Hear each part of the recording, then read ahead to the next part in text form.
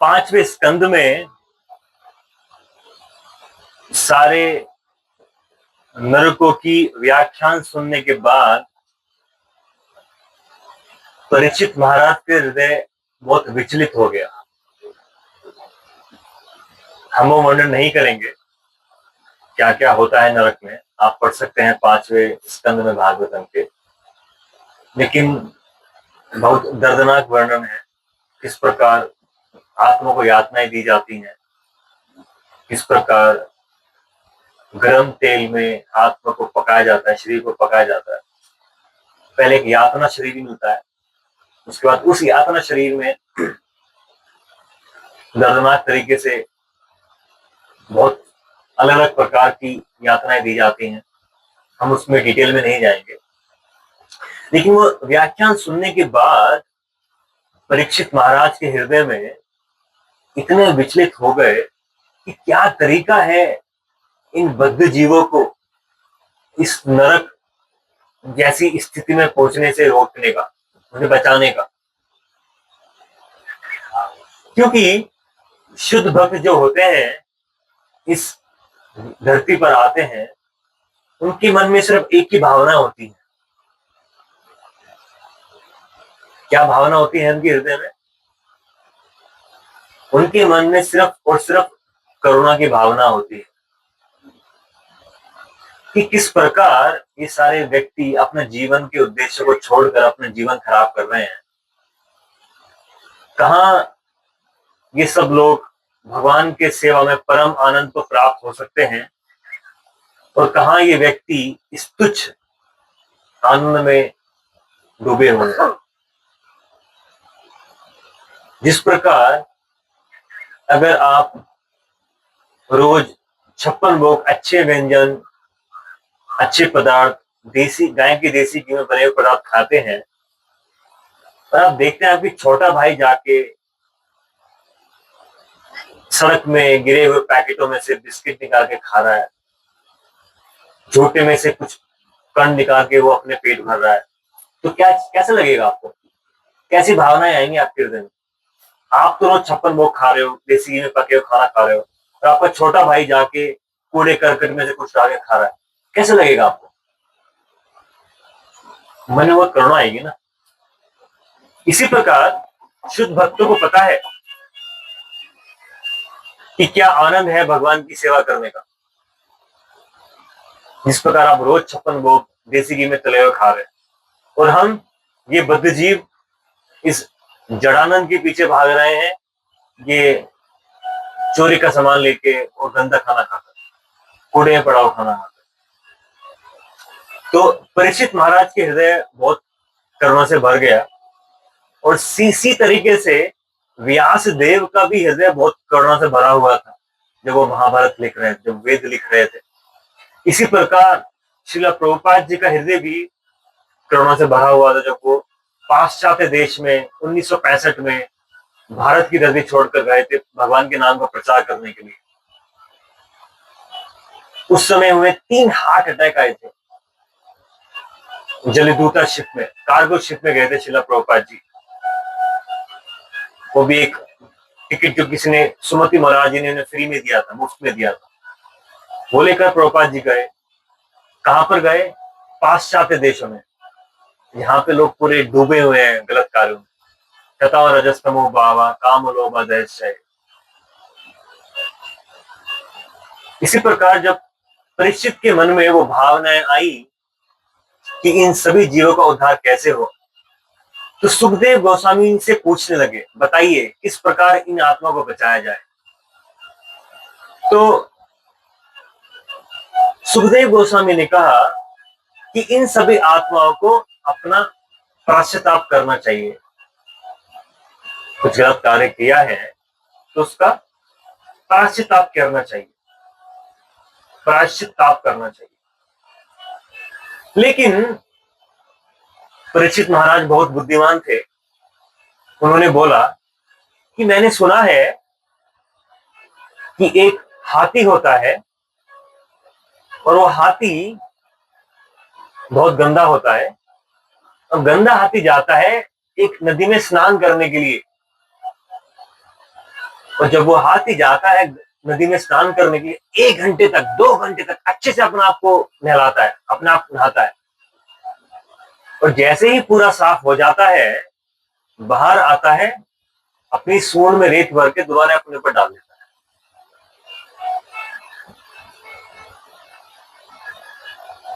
तो कुछ फायदा हुआ उस हाथी को नहाने का? कुछ फायदा नहीं। दोबारा गंदा कर लिया उसने अपने आप। तो ही होता है पश्चाताप करके। हमने पाप कर्म किए, पश्चाताप करके पाप कर्म तो खत्म हो गए, लेकिन पाप करने की वृत्ति कहां से जाएगी? जो पाप करने की आदतें लगी हुई है वो तो आप साफ नहीं कर सकते ना पश्चाताप करके। तो सुखदेव गोस्वामी बहुत सराहा, सही कह रहे हो परीक्षित, आप कितना भी पश्चाताप कर लो, हृदय की दौर्बल्य तो खत्म नहीं होगी इससे। फिर बोला कि ज्ञान करने से, ज्ञान अग्नि दग्ध कर्माना, भगवान श्री कृष्ण भी 4थे अध्याय में बताते हैं भगवद गीता के। ज्ञान अर्जित करने से हमें उन पापों से मुक्ति मिल जाएगी। फिर बोलते हैं ज्ञान करने से हो जाएगा, कि जो हृदय के अंदर जो जड़ बैठी हुई है भगवान से द्वेष की, भगवान के प्रति द्वेष जो हमारे हृदय में बैठा हुआ है, कूट कूट के भरा हुआ, वो कैसे निकलेगा ज्ञान से? आपने पेड़ काट दी, जड़ तो है भी, दोबारा निकल के आ जाएगा। तो ऐसा क्या किया जाए? तो सुखदेव गोस्वामी ने बोला उसको तो बस एक ही मात्र तरीका है, भगवान श्री कृष्ण की भक्ति में अपने मन को तल्लीन करना। जब तक आप भगवान श्री कृष्ण की भक्ति में अपने आप को तल्लीन नहीं करेंगे, तब तक आपके मन से वो पाप करने की वृत्ति भी नहीं जाएगी। ऐसा एक श्लोक आता है गीता महात्म्य, आपको पढ़ के सुनाता हूं। मलिने मोचनम पुंसा जले स्नानम दिने दिने, साक्षात गीता अमृतम स्नानम संसार मलनाशनम। जो संसार का मल है वो सिर्फ गीता के अमृत से ही निकल सकता है। इस प्रकार हम रोज नहाते हैं, अगर आप 10 दिन तक, 15 दिन तक, 20 दिन तक ना नहाए तो कैसे लगेगा आपको? एक कंपटीशन चला, ये सारी चीजें वेस्टर्न कंट्रीज में होती है, पश्चिम देशों में ही होती है। कंपटीशन क्या था कि कौन सबसे ज्यादा दिन नहाए बिना रह सकता है।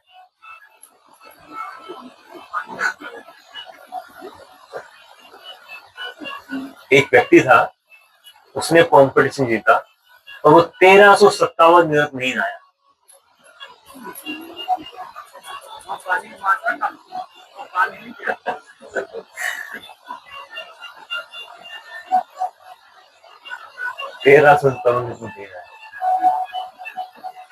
तो इसी प्रकार हम सब लोग हंस रहे हैं और देवी देवता भी हमारे ऊपर ऐसे ही हंसते हैं, क्योंकि हम अपने मन को स्नान नहीं कराते, अपने हृदय को स्नान नहीं कराते। रोज रोज अपने हृदय में, मन में गंदगी भरते हैं, किसी के लिए गलत बोल के, किसी के लिए गलत सुन के, किसी के लिए गलत करके, खुद के लिए गलत करके, कुछ गलत खाकर मन में गंदगी जा रही है ना, उसकी साफ तो नहीं करते हैं। हम तो पता नहीं 1300 सालों तक नहीं नहाया अपने मन को।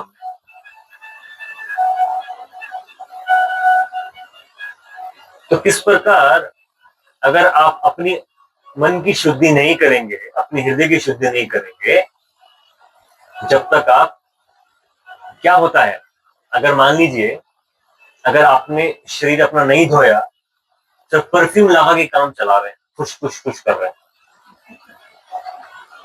अच्छा लगेगा, हाँ पीने चश्मा ला दिया, जैसे ही वो परफ्यूम खत्म हुआ दोबारा से बदबू आनी शुरू हो जाती है। ऐसी होता है ना। तो इसी प्रकार अगर आपके मन की गंदगी को छुपाने के लिए आप ऐसे स्माइलिंग फेस बनाते रहे, सब कुछ ठीक चल रहा है, मैं तो बहुत खुश हूं, होता है ना, मन में तो बहुत दुखी है, लेकिन एक मास्क पहन के रखते हैं हमेशा के लिए, सबको दिखाने के मैं खुश हूं, कोई मेरी अंदर की गंदगी जान ना पाए। अच्छे समाज में, सोसाइटी में स्टेटस लेके आके, अच्छा पैसा कमा के, अच्छा घर बना के, और हमने एक परफ्यूम लगा दिया अपने मन की गंदगी के ऊपर। जब तक वो परफ्यूम है तब तक सही लग रहा है, जैसे वो परफ्यूम उड़ा हमारी गंदगी वापस आनी शुरू हो जाती है। लगता है कि बैठे बैठे परेशान हो गए बिना किसी वजह के, कोई मतलब नहीं है, सब कुछ सही चल रहा है, लेकिन बैठे बैठे आंखों में आंसू आ गए, बैठे बैठे दिल भारी हो गया, बैठे बैठे कुछ करने का मन नहीं कर रहा। क्यों हो रहा है ऐसा? क्योंकि अंदर की गंदगी अभी बाहर निकल के आ रही है। तो उस गंदगी को जड़ से बाहर निकालने का क्या तरीका है? उसके लिए सुखदेव गोस्वामी ने एक कहानी बताई। एक कन्याकुब्ज के एरिया में एक बहुत श्रेष्ठ ब्राह्मण रहते थे, उनका नाम था अजामिल।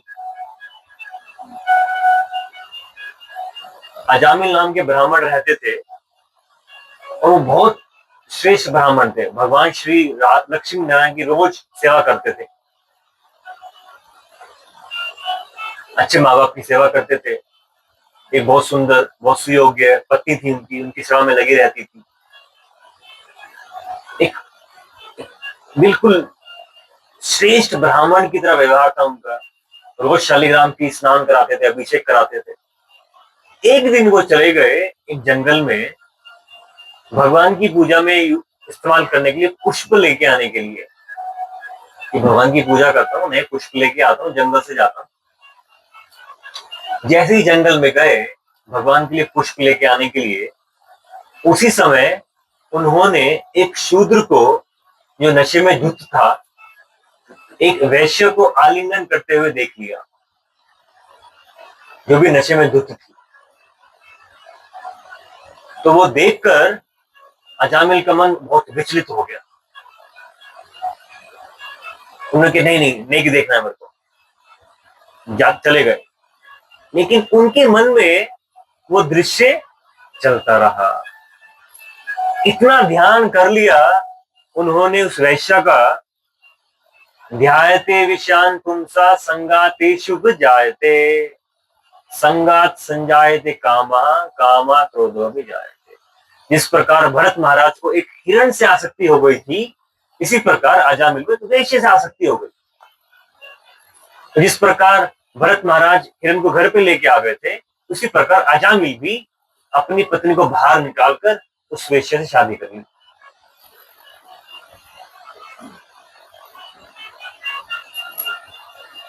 अभी उसी के हाथ का पका हुआ खाना खा रहे हैं, अब सारी इच्छा पूरी करनी है वैश्य की, तो सारा धन छोड़ दिया, सब धन लगा दिया, सब संपत्ति खो दी, सब भगवान की पूजा करना सब छोड़ दिया, चोर डकैती करने लगे, सारी गलत काम करने लगे, मारने लगे, पीटने लगे लोगों को। जहां इतना श्रेष्ठ ब्राह्मण अपने पिताजी की पूजा करता था, शालिग्राम की पूजा करता था, लक्ष्मी नारायण की पूजा करता था, कहां वो व्यक्ति एक वैश्य के लिए अपने आप को पूरा का पूरा पतन करा दिया उसने। अब सोचिए, वो इतना गिर चुका था कि 93 साल की उम्र में उसका 2 साल का एक बेटा था। 93 की एज में उसका एक 2 साल का बेटा, इतना आसक्त हो गया था उस वैश्य से। लेकिन भगवान की प्रेरणा द्वारा उसने उस छोटे बच्चे का नाम रख दिया नारायण, क्योंकि सबसे छोटा पुत्र था, हमेशा उसके ध्यान में रहता था, नारायण ये कर लो, नारायण इधर आ जाओ, नारायण ये खा लो, नारायण सुनो। तो हमेशा वो नारायण नारायण बोलता रहता था। एक समय जब उसकी मृत्यु आने वाली थी, तो उसने देखा कि 5 बहुत दुष्ट व्यक्ति, लंबे लंबे दांतों वाले, 2 त्रिशूल लेके आ गए और उसकी आत्मा को खींच रहे हैं। खींच रहे हैं, खींच रहे हैं, खींच रहे हैं, और शरीर से निकल रहा है, निकल रहा है, निकल नहीं पा रहा है, लेकिन खींच रहे हो। उसी समय उसके मन में क्या आया? नारायण बचाओ।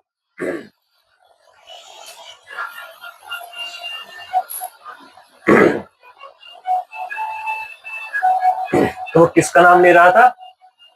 अपने बालक का। तो उसी समय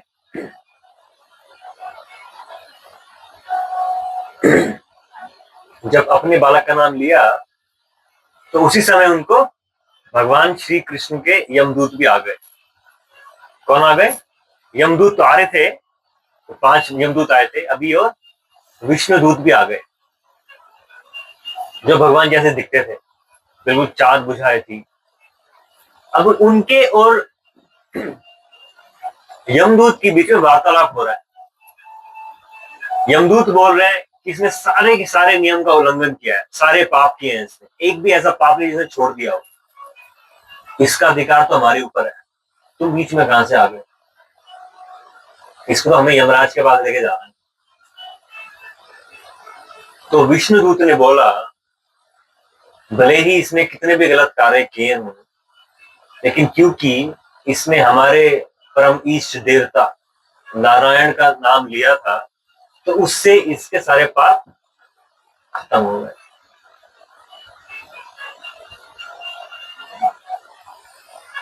जितने भी पाप किए थे अजामिल ने उस वेश्या के लिए, सिर्फ एक भगवान का नाम अननोइंगली, बिना जाने लेने भर से उसके सारे पापों से मुक्ति मिल गई। अब ये बहुत महत्वपूर्ण प्रिंसिपल है समझने के लिए। भगवान श्री कृष्ण से पूछा अर्जुन ने,